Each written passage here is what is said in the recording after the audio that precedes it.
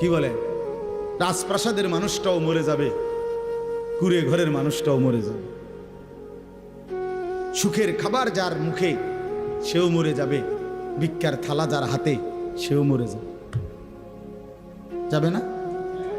তো যেটা নিশ্চিত অনিবার্য বাস্তবতা, যেই মৃত্যুকে আড়াল করার, অস্বীকার করার, পাশ কাটার কোনোই ব্যবস্থা নাই, কোনোই ব্যবস্থা নাই। না না ক্ষমতা দেখাইয়া, না কাইন্দা কাইটা, কোনো সিস্টেম নেই। ক্ষমতা দিয়েও মৃত্যুকে ঠেকানো যাবে না, কাইন্দা কাইটাও কি করা যাবে না মৃত্যুকে। যেটা নিশ্চিত সেটাকে ভুলে যাওয়া কেন ভাই? কেন ভুলে যাব আমরা?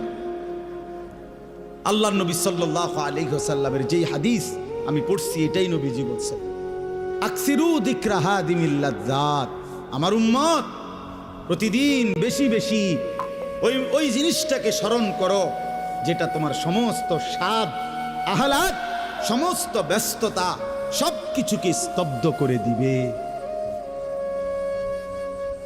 সব কিছু, সেটার নাম মৃত্যু।